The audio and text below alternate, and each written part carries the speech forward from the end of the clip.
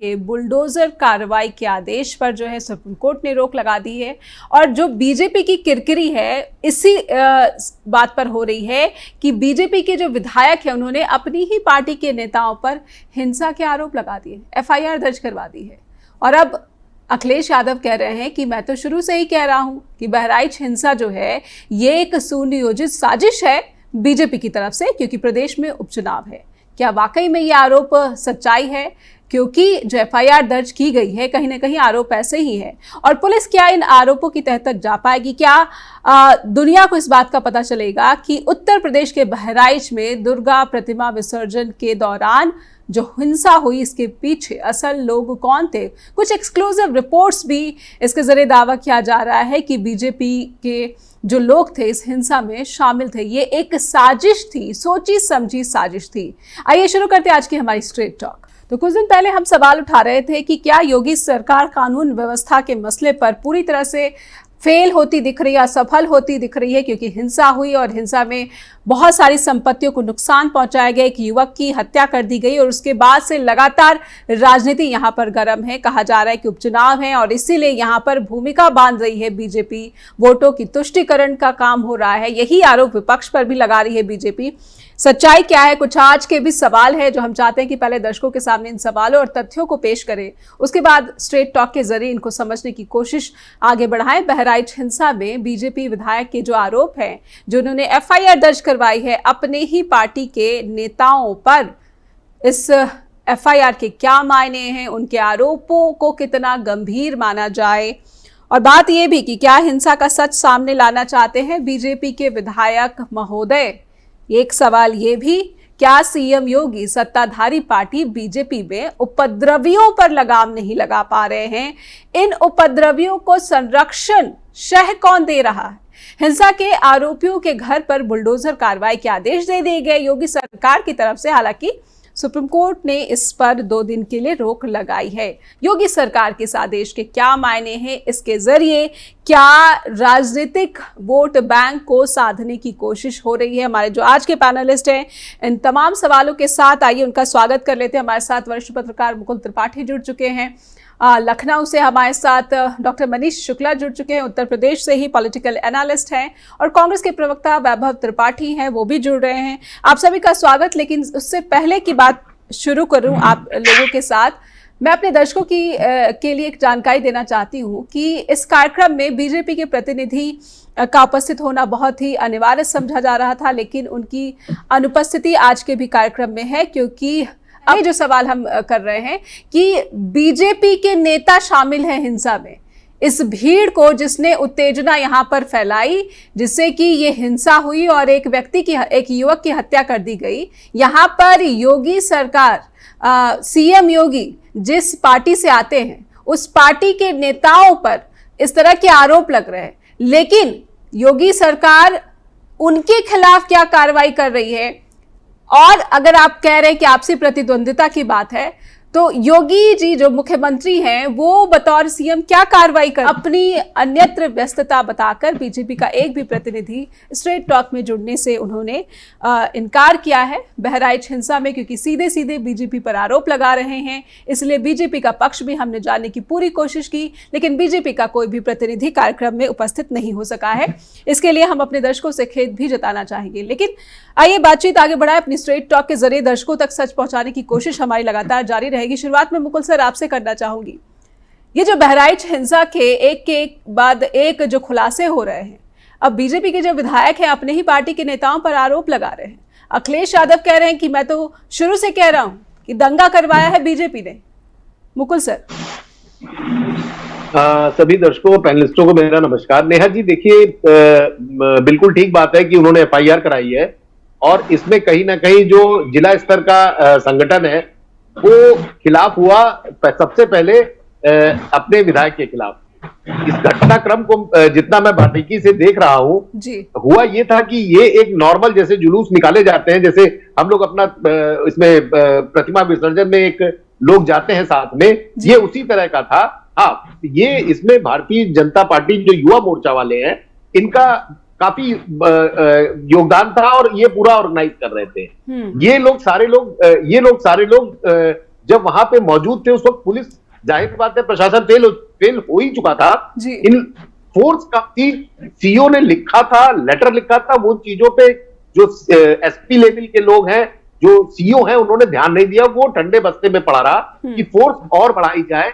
ये एरिया चूंकि एक पर्टिकुलर वर्ग का बाहुल्य है, मुस्लिम वर्ग कह सकते हैं, क्योंकि अब इतनी बड़ी घटना हो गई है, तो वहां से वो निकलने पे कुछ न्यूसेंस हो सकता है, और वही हुआ। तो सीओ ने तो पहले लेटर लिख दिया था, उसके बावजूद नहीं कर पाए।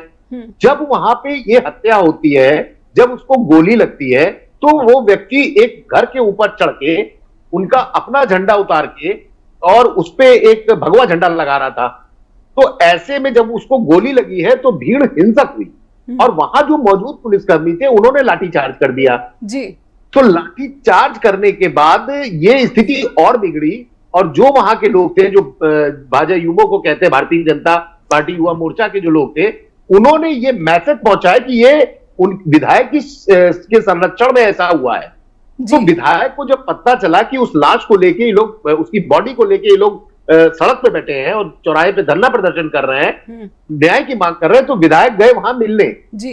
और जब मिलने गए तो पहली सी भड़की जो लोग थे, और साथ में जो उनके संगठन, ये जो संगठन सामने आ रहा है, इन्होंने उनके ऊपर फिर पथराव किया। तो जाहिर बात है, जांच का विषय कि गोली चली, उनके बेटे को लगी कि नहीं लगी, ये अलग बात है। मतलब गाड़ी पे लगी, बगल से गुजरी, वो बताते हैं कि हमारे बेटे की जान जा सकती थी। जानलेवा हमला हुआ, विधायक जी कह रहे हैं कि जानलेवा हुआ। जी, तो ऐसे में जाहिर बात है, अब दो फाड़ में वहां पे जो युवा मोर्चा है और भारतीय जनता पार्टी के जो विधायक महसी से है, सुरेश्वर सिंह, इन्होंने फिर एफआईआर कराई इन्हीं लोगों के खिलाफ, क्योंकि बटौबे से इलाका उन्हीं का है, जनता उन्हीं की है, और अगर वही होते कोई उनको भड़काता है तो विधायक के पास कोई ऐसा मौका नहीं बचता कि वो इसको छोड़े। और प्रशासन भी इस चीज पे सख्ती कर रहा है, 4-5 ऑफिसरों को। मुकुल सर, क्या विधायक, बीजेपी के विधायक प्रथम दृष्टया ये कोशिश करते हुए दिख रहे हैं कि वो अपने क्षेत्र में जो है शांति चाहते थे और वो नहीं चाहते थे कि उपद्रव आगे बढ़े?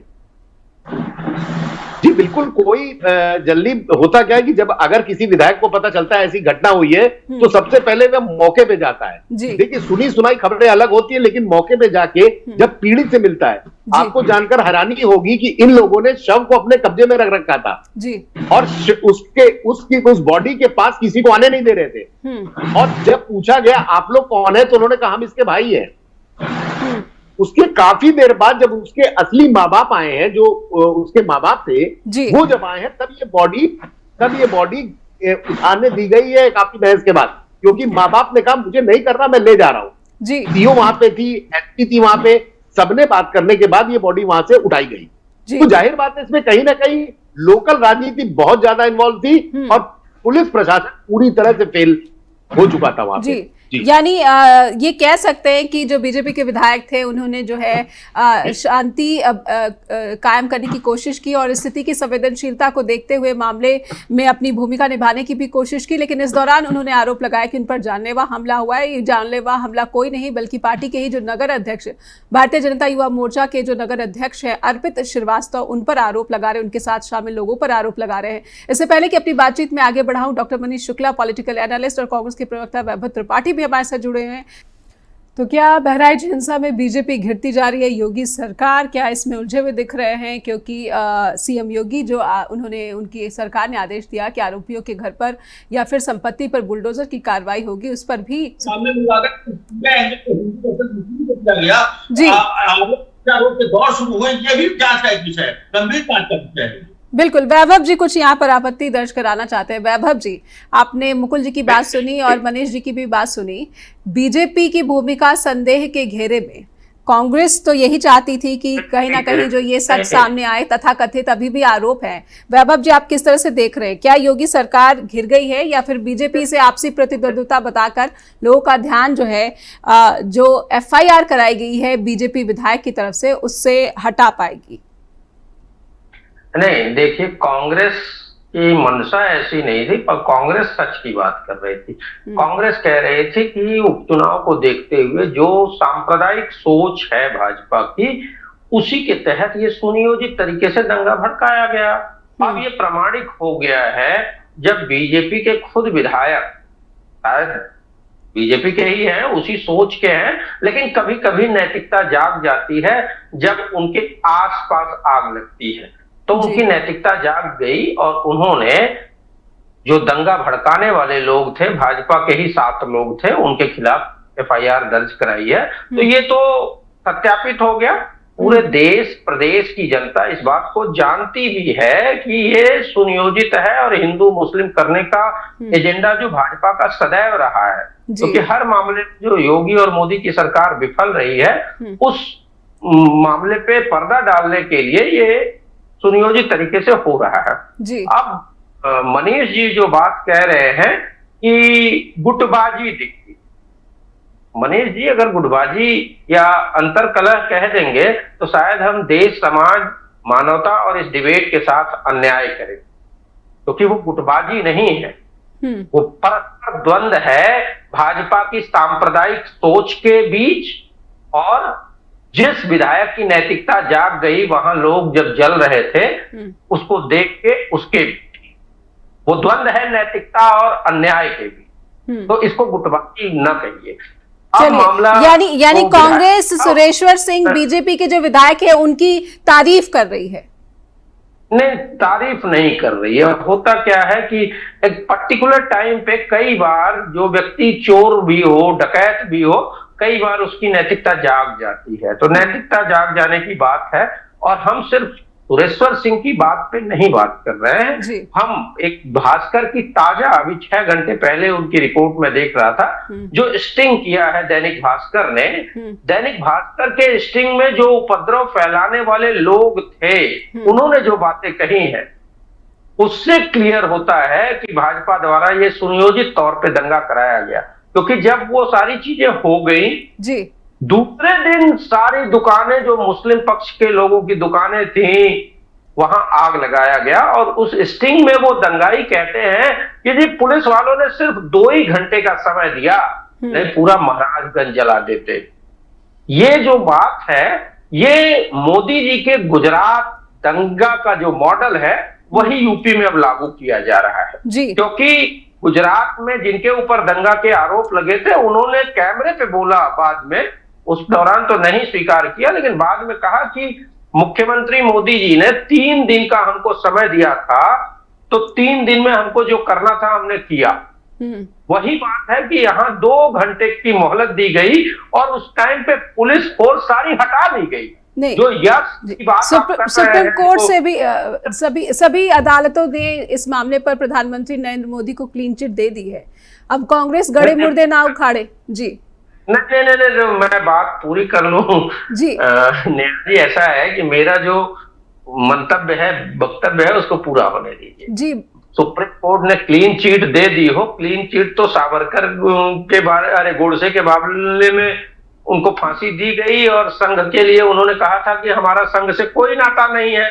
लेकिन उन्हीं के भाई जो गोपाल गांधी थे, उन्होंने एक किताब में लिखा है कि हमारे ऊपर संघ का दबाव था कि अगर आप हमारा और आपका संबंध जाहिर करेंगे कि हम संघ से जुड़े हैं, तो संघ को खत्म कर दिया जाएगा, संघ खत्म हो जाएगा। तो इस बात को, ये तथ्य है। तो तथ्य की बात मैं नहीं कर रहा हूं, ना कि मैं ये बात कह रहा हूं कि मोदी जी आरोपित है। भाई कोर्ट से जो हो गया अब उस पर चर्चा नहीं करेंगे, लेकिन सच्चाई यही है कि जब वो दंगाई इस बात को स्वीकार कर रहे हैं, हम सभी को उस रिपोर्ट को देखना चाहिए। उसमें हिडन कैमरे पे उन्होंने स्वीकार किया है कि 2 घंटे की पुलिस हटी थी और उसमें हमने ये सब जला दिया। अगर पुलिस ने थोड़ा, चलिए, पुलिस और स्थानीय बीजेपी नेतृत्व दोनों की मिलकर जो है साजिश दिख रही है। कांग्रेस का ये कहना। प्लीज मुझे 1 मिनट और चाहिए। बिल्कुल, ब्रेक की मजबूरी है। वैभव जी, संक्षेप में बात खत्म कीजिए जी। नहीं, देखिए ऐसा है, और जो स्थिति हो रही है ना, मोदी मीडिया पॉइंट कर रहा था कि गोली क्यों मारी गई। मोदी मीडिया ने एक बार सवाल नहीं खड़ा किया कि इतनी दुकानें जो जलाई गई अगले दिन, वो कैसे हुआ? जब इतना बड़ा कांड हो गया था, पूरे प्रशासन को पता था, तो पुलिस कहां गई थी? मोदी मीडिया ने ये नहीं किया। एक उदाहरण और मैं बताता हूं, 3-4 दिन पहले की बात है। वाराणसी जो प्रधानमंत्री के संसदीय क्षेत्र का उनसे सटा हुआ चंदौली का एरिया है, उस चंदौली में एक गली में थोड़ा सा पानी गिरे होने की वजह से हिंदू पक्ष ने मुस्लिम पक्ष के एक 23 साल के युवक को पीट के मारा जी। ये डिबेट का हिस्सा इसलिए नहीं बना क्योंकि ये गोदी मीडिया हो या प्रशासन हो या योगी की सरकार हो, ये सिर्फ हिंदू भावनाओं को भड़काते हैं। जहां योगी एक तरफ 80-20 की बात करते हैं और कहते हैं कि बटोगे तो कटोगे, उस योगी ने कभी यूपी में शांति बहाली की बात नहीं कही। तो कुछ और सवाल हैं जिस पर हम मुकुल जी से समझने की कोशिश करेंगे। क्या ये ऐसा दिख रहा है कि जो स्थानीय पुलिस प्रशासन है और जो स्थानीय बीजेपी नेतृत्व है, इन दोनों ने जो मिलकर इस तरह की साजिश रची, हिंसा हुई, लेकिन जो दूसरा पक्ष है जो जिस पर आरोप है कि उसने रामगोपाल मिश्रा की जो हत्या की है, उस पर बुलडोजर एक्शन सीएम योगी के इस आदेश के क्या मायने हैं, ये भी समझने की कोशिश करेंगे। इस मुकुल सर, मैं समझना चाहती हूँ कि ये तो अब तक की बातचीत से समझ आने लगा है कि पुलिस की भूमिका पर भी सवाल उठ रहे हैं, उस पर भी संदेह जताया जा रहा है, और साथ ही साथ स्थानीय जो बीजेपी लीडरशिप है उस पर भी सवाल उठ रहे हैं, और खुद बीजेपी के विधायक ये सवाल कर रहे हैं। लेकिन इस बीच आ जाता है सीएम योगी का वो आदेश जिसमें कि आरोपियों के घर पर बुलडोजर कार्रवाई के आदेश दे दिए गए हैं। सुप्रीम कोर्ट ने हालांकि इस पर रोक लगा दी गई है, लेकिन इस आदेश के इस बीच में क्या मायने देख रहे हैं आप? नेहा जी देखिए, इस वक्त जो इलेक्शन चल रहा है और सरकार शुरू से ही बुलडोजर को लेके एक उसका बुलडोजर आइकॉन बन गया है कि कोई भी ऐसी घटना होती है तो बुलडोजर सबसे पहले सक्रिय हो जाता है। और इसका प्रचार प्रसार मध्य प्रदेश से लेके, राजस्थान से लेके हरियाणा तक और अब महाराष्ट्र में भी शुरू हो गया था। तो ये बुलडोजर का जो चलन है, सुप्रीम कोर्ट ने इसको गलत माना है। कोई भी आरोपी अगर कोई किसी के भी घर का लड़का अगर कोई कांड करता है, कुछ भी करता है, तो ये कोई होता नहीं कि पूरे घर को ही आप पैदल कर दीजिए। तो सुप्रीम कोर्ट ने कई चीजों को देखते हुए, क्योंकि जितनी जल्दी कार्रवाई हो रही है उस कार्रवाई पे एक सवाल उठता है, और सवाल ये उठता है कि जिसके घर में अगर कोई आदमी चढ़ गया और उसने, ठीक है वो असला अवैध था, वो एक जांच का विषय है, और उसने उससे गोली मारी, वो भी एक अपराध होता है। वो लड़का मर गया तो और बड़ा 302 में चला जाता है, जो पुरानी धारा थी, अब बदल गई है। तो ऐसे में सुप्रीम कोर्ट का भी आज से 8 साल का पहले जस्टिस दीपक मिश्रा का एक ऑर्डर है। ये इस घटना में एक व्यक्ति की मौत होती है और उसका बेटा बचाने जाता है, दो पक्षों में लड़ाई हो रही होती है और फादर की डेथ हो जाती है। सुप्रीम कोर्ट बाइज्जत बरी करता है। तो ऐसे में अगर आपके परिवार पे कोई हमला कर रहा है तो जाहिर बात है आपको कानून कुछ राइट देता है, ये नहीं देता कि आप अवैध असला रख के मार दीजिए। लेकिन कुल मिला के अगर आपके घर पे, किसी के भी घर पे अटैक हो रहा है, तो क्या आप अपनी आत्मरक्षा नहीं करेंगे? बुलडोजर को शुरू से ही सवालों में सवाल उठाए जा रहे थे, और बुलडोजर जो प्रक्रिया है वो न्याय के विरुद्ध है। आप अगर खुद ही कोर्ट और खुद ही वकील बन जाएंगे तो ये सारी चीजें गलत हो जाती है। तो ऐसे में बुलडोजर को तो सुप्रीम कोर्ट ने 15 दिन की रोक लगाई है, और जल्द ही देखिएगा इस पे नहीं कर पाएगी गवर्नमेंट कार्रवाई। हालांकि कुछ दुकानें वहां पे जो थी उनके शटर तोड़े गए, लेकिन वो सुप्रीम कोर्ट के ऑर्डर आने के बाद सब शांत कर दिया। एक आपको उदाहरण बताएं, देखिए हिंसा भड़काने पे आज ही मुजफ्फरनगर दंगे में एक हमारे मंत्री जी हैं यूपी के, कपिल देव अग्रवाल, उनका आ गया है।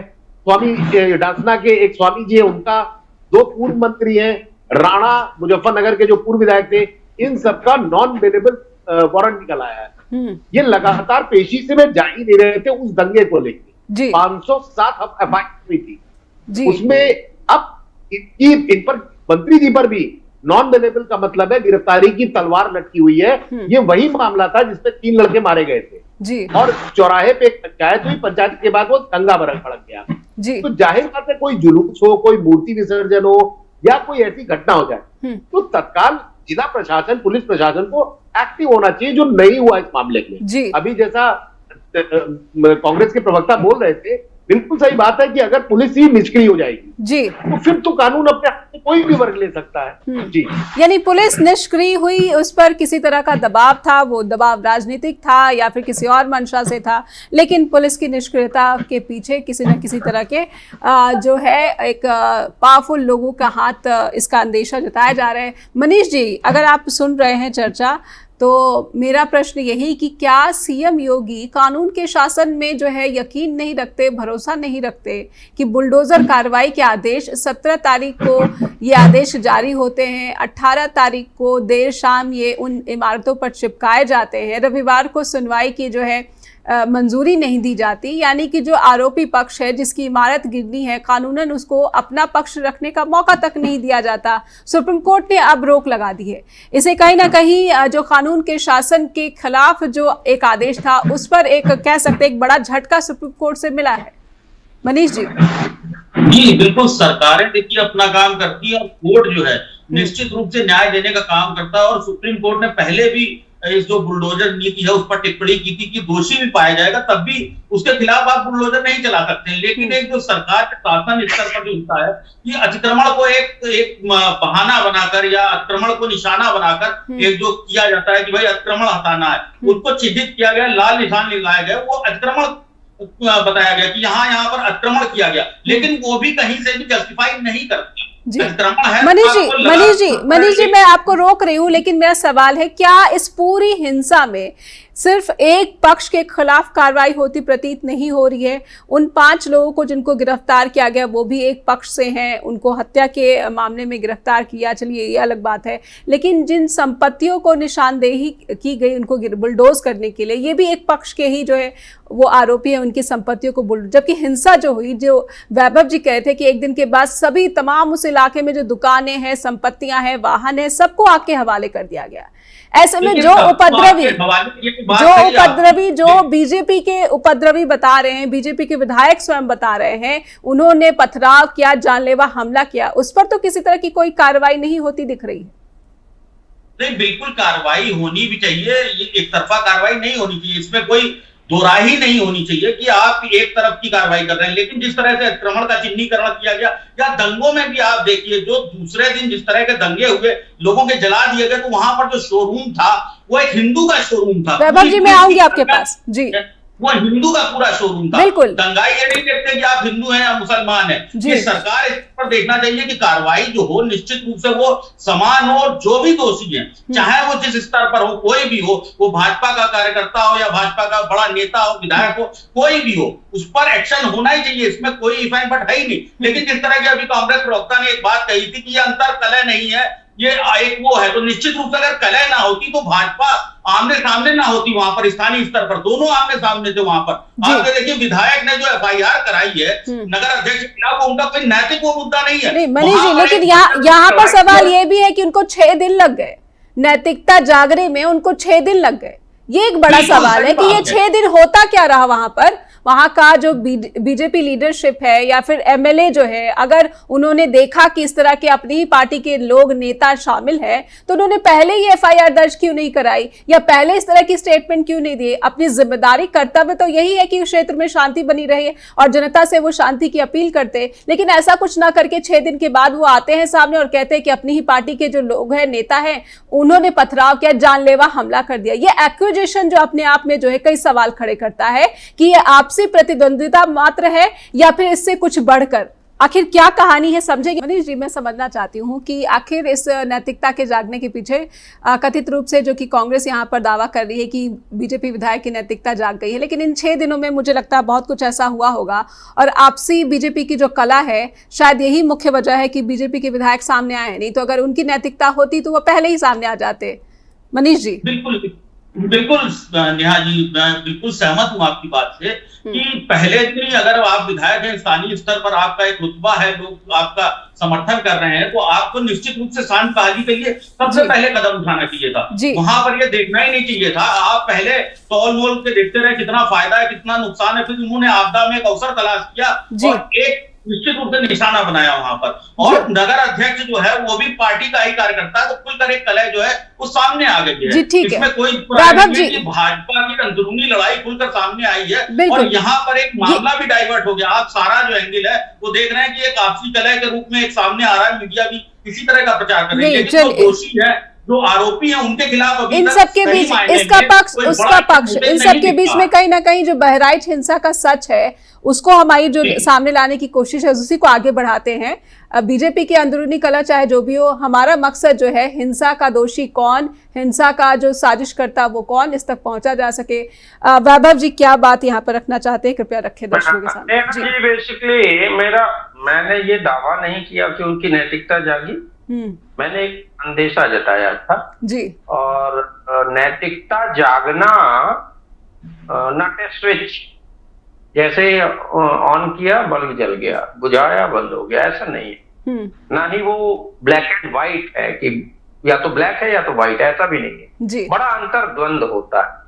तो जो नैतिकता जागना है, किसी मुद्दे पे मेरी नैतिकता कभी भी जाग सकती है या नहीं जाग सकती, ये ऐसा मामला होता है। इसको ऐसे मत कीजिए कि 6 दिन बाद क्यों जागी, ये क्वेश्चन वैलिड नहीं है, ये कभी भी जाग सकती है। और ये भी संभव है कि क्षेत्रवासियों का जो दबाव है, जो चीजें चल रही हैं, माननीय विधायक जी ने नेतृत्व को बताया हो कि देखिए भाई कम करिए, बदनामी हो रही है, हमारे क्षेत्र की बात है, बहुत सारी चीजें हो सकती हैं। तो वो डायलॉग भी हो सकता है हुआ हो, चूंकि वो हम चारों पैनलिस्ट इस बात को नहीं जानते हैं, तो ये अंदेशा जता सकते हैं। जी ठीक है जी। जैसे ही हम अंतरकलह कहते हैं तो मामला जो दंगा भड़काने का है वो अंतरकलह की तरफ डाइवर्ट हो जाता है। इसलिए मैंने मनीष जी को कहा था कि इसको अंतरकलह कह के इस डिबेट को के साथ हम अन्याय ना करें। मामला ये है कि मनीष जी ये बात तो मान रहे हैं कि एक तरफा कार्रवाई नहीं होनी चाहिए जी, लेकिन पक्ष इस बात को भी थोड़ा थोड़ा जस्टिफाई कर रहे हैं कि ऐसा हुआ होगा, पुलिस ने कार्रवाई कर दी, पुलिस आ गई, सारी व्यवस्थाएं। अरे जो लॉ एंड ऑर्डर एडीजी, क्या नाम है कुछ यस, वो आके पिस्टल फहरा रहे थे। अगर इतनी ही अच्छी व्यवस्था होती ना महोदय, तो एडीजी के अधिकारी को पिस्टल लहराने की, अमिताभ यस, उनको पिस्टल लहराने की आवश्यकता ना होती जी। वो आए हैं जब दंगाई ढंग से चीजों को जलाने लगे हैं। एक बात इन्होंने और कही कि एक हिंदू का शोरूम जला जी। यस, जो दंगाई आते हैं ना, जो बदहवास होते हैं, जिनको जलाने में, तोड़ फोड़ में, लूट में मजा आता है, वो ये नहीं देखते ये हिंदू का है कि मुस्लिम का। एक बात। और दूसरी बात, एक सिरे से एक तरफ से वो सारी दुकानें मुसलमानों की थी और वो जो बिल्डिंग थी जिसमें शोरूम था वो मुसलमान का था और जो शोरूम था वो हिंदू का था, इसमें कोई डाउट नहीं।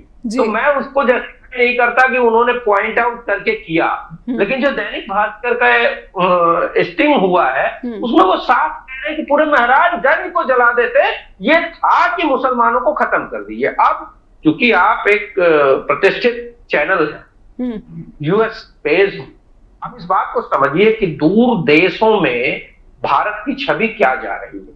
जिस पाकिस्तान को हम हे नजर से देखते हैं, जिस बांग्लादेश में हिंदुओं के उत्पीड़न को हम फू करते हैं, निंदा करते हैं जी, में वो चीज दिख रही है कि एक तरफ जब अगर एक मुस्लिम लड़का मर रहा है, हिंदुओं ने नाली में पानी ओवरफ्लो हो गया इसके लिए मार डाला, उसमें कोई ना चर्चा है, ना कोई कार्रवाई है, ना कोई बुलडोजर कार्रवाई है जी। एक तरफ दूसरी आत्मरक्षा या अपने घर के रक्षा के उसमें हो गया, तो ना हम उस हत्यारे को प्रोटेक्ट करते हैं, ना पक्ष लेते हैं, ना ही उस उपद्रवी को जो कि दूसरे के घर पे चढ़ के उसके आस्था पे प्रहार करता है। अब एक बात और इसमें जोड़ के खत्म करता हूं कि जो बुलडोजर की कार्रवाई आप कह रहे हैं ना, बुलडोजर की कार्रवाई सेलेक्टिव है। ये जो प्रशासन और लॉ एंड ऑर्डर ध्वस्त है यूपी में ना, इसका बड़ा कारण भगवा झंडा गमछा पहन लीजिए, आप गुंडागर्दी करने के लाइसेंस ले लेते हैं। पुलिस का यही करेगी, यही बनारस से भाजपाइयों को पीटा जी। महोदय अपनी एफआईआर दर्ज कराने गए, एफआईआर दर्ज 2 दिन तक नहीं हुई क्योंकि वो गमछा पहने जी। जब जी लगातार कुछ दिक्कत आ रही है मुझे लगता है। डॉक्टर मनीष जी आपकी तरफ से आप खुद को म्यूट कर लें। मैं इसको 25 सेकंड में पूरा करता हूँ जी। 30 सेकंड में मैं पूरा कर रहा हूं। जब यश चौधरी जो राम मंदिर में काम करने वाली बेटी के साथ गैंगरेप करवाता है, उसके खिलाफ बुलडोजर की कार्रवाई नहीं होती है। बीएचयू आईआईटी के दरिंदे मैं बताता हूं आए जी, जेपी के लोग नहीं आ रहे हैं क्योंकि उनको जवाब देना भारी पड़ेगा। मैं बताता हूं कि बनारस में कहां कहां उन्होंने अवैध किया है, क्या बुलडोजर की कार्रवाई कर सकते हैं जी। और वही बात जो चंदौली की घटना है, उस मुस्लिम परिवार की महिलाओं ने वीडियो बयान में अपने कहा है कि हम योगी जी का बड़ा सम्मान करते हैं, वो सबके साथ न्याय करते हैं, बुलडोजर हम भी चाहते हैं कि जिन्होंने हमारे बेटे को मारा है उसके खिलाफ बुलडोजर की कार्रवाई हो। हम न्यायपालिका को मानते हैं, बुलडोजर को नहीं मानते, लेकिन क्या ये सवाल खड़े नहीं होंगे कि एक तबके के साथ आप बुलडोजर की कार्रवाई करते हैं और जैसे ही वो पाई निकल जाता है तो उसके साथ आप बहुत सॉफ्ट हो जाते हैं, क्यों? जी ठीक है, जी ठीक है। मुकुल जी, क्या उत्तर प्रदेश में कानून का शासन और एक पक्ष पर जो है सारी कार्रवाई और सारी जो जांच है वो बिठाई गई है, जो दूसरा पक्ष है, जिस एक्सक्लूसिव रिपोर्ट की बात कांग्रेस के प्रवक्ता वैभव जी कर रहे थे, क्या ये ऐसा है कि जो प्रदेश के उपद्रवी हैं उनको बीजेपी का जो स्थानीय नेतृत्व है वो शह देता है, संरक्षण देता है? दोनों ही उपद्रवी भी जो एक्सक्लूसिव रिपोर्ट में वो बात कर रहे हैं वो भी वही भाषा बोल रहे हैं जो बीजेपी के विधायक ने अपनी एफआईआर में अर्पित श्रीवास्तव के लिए बोली है।